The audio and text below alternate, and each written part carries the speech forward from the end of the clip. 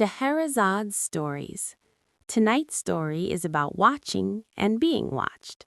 The first time Oliver noticed her, it was because she stood up too early. They were sitting in a small cafe near the river, the kind of place people chose when they wanted to pretend time wasn't moving forward. Tall windows, soft afternoon light, dust floating in the air like it had nowhere else to go. Conversation stayed low, careful not to disturb the illusion that everyone had all the time they needed. Oliver had been there longer than he planned. His second coffee sat untouched, the surface already dull and cold. His phone lay face down on the table, but his fingers hovered near it anyway, trained by habit more than intention. Across from him, the woman closed her book. She hadn't finished her drink. She didn't glance at the clock or scan the room. She simply stood up, slipped on her coat, adjusted the strap of her bag, and stepped into the aisle with a calm certainty that felt prepared, as if this moment had been decided long before it arrived. As she passed his table, she slowed just enough to look at him. "You're about to leave too," she said quietly. It wasn't a question, it wasn't playful, it wasn't accusatory, it was factual. Oliver looked up, caught off guard. "Sorry?" She smiled faintly, already reaching for the door. "You always do," she said, and then she was gone. The door closed softly behind her. The cafe breathed again. Cups clinked. Someone laughed quietly in the corner. Oliver stayed seated, staring at the empty space she'd left behind. He replayed her words, searching for irony, for judgment, for something he could push back against. There was none, just certainty. He frowned. He hadn't planned on leaving. He still had time. He told himself he was staying. 2 minutes later, he stood up, pulled on his jacket, and stepped outside. The air felt sharper than expected, biting slightly at his cheeks. He stopped on the sidewalk and laughed under his breath. "Coincidence," he muttered, but the word didn't settle. A week passed.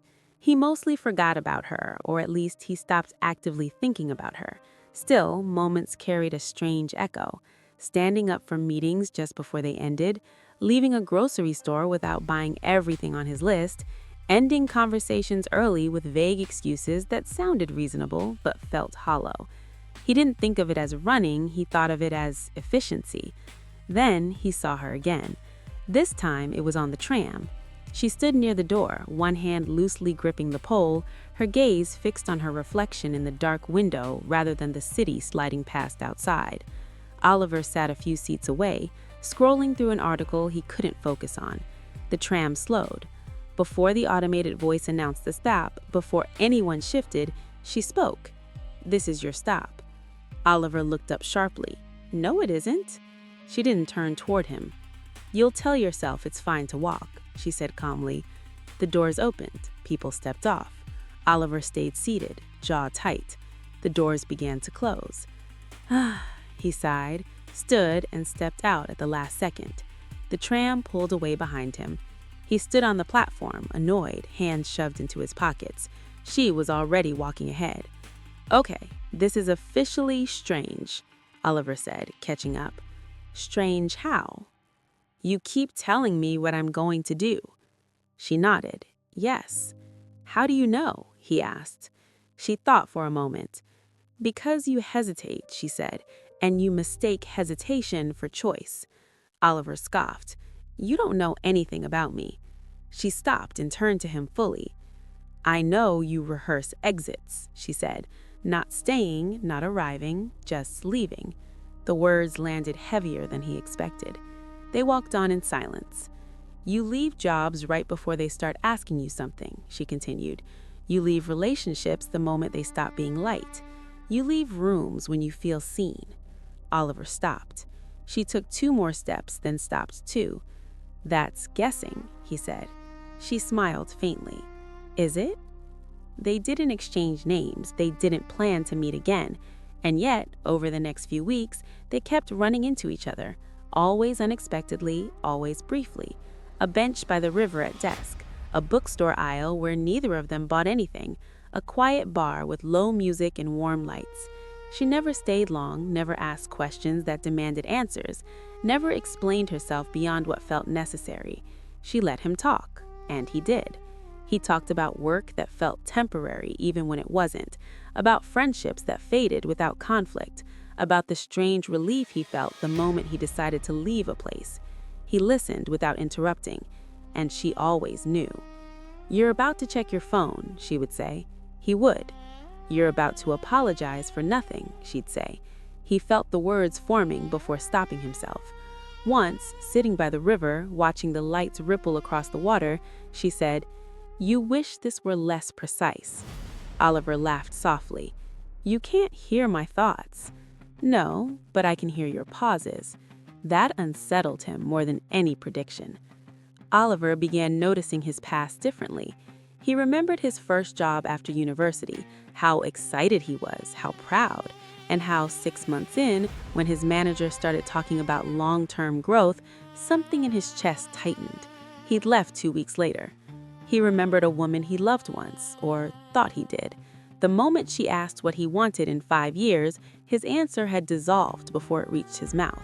He remembered parties where he stood near doors, meetings where he sat closest to exits, relationships where he kept his shoes on. He had always told himself he valued freedom. Now he wondered if he'd simply been afraid of being chosen back. One evening, they shared a drink at a small bar. The place was nearly empty, music low, lights warm. The kind of place where people stayed longer than planned. Oliver felt himself relaxing. Too much. His legs shifted, his shoulders rolled back slightly, his gaze drifted. She noticed immediately. "You're about to leave," she said. "Not this time," he replied. She met his gaze calmly. "You say that every time." "Maybe I mean it now." She leaned back. "Then stay." The word hung between them. "I don't know how," Oliver admitted. She nodded. "That's what I wanted to hear." "Why?" he asked. "Because you don't need someone to stop you from leaving, you need someone to notice when you decide to." Oliver swallowed. "So this was a test?" he asked. "No, an invitation." "To what?" "To awareness." They stayed until the bar began to close, until the music softened, until the lights dimmed. Outside, Oliver shifted his weight. She raised her hand gently. "Don't." He stopped. "You did better than usual, but you were still planning your exit." He hesitated. "Will I see you again?" She smiled, already turning away. "If you stop leaving before you've actually gone, then yes." Days passed. Oliver began noticing the moment before he left places. The breath, the tightening, the internal push. Sometimes he stayed. Sometimes he didn't. He returned to the cafe by the river, ordered coffee, sat. He didn't check his phone. Minutes passed, then more. The chair across from him remained empty. At first, the discomfort felt sharp, then dull, then manageable. He stayed until the coffee was cold. He stayed until the light shifted. He stayed until staying no longer felt like danger. Eventually, a folded note appeared on the table.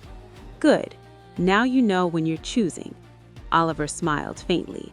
For the first time, staying didn't feel like something he was losing.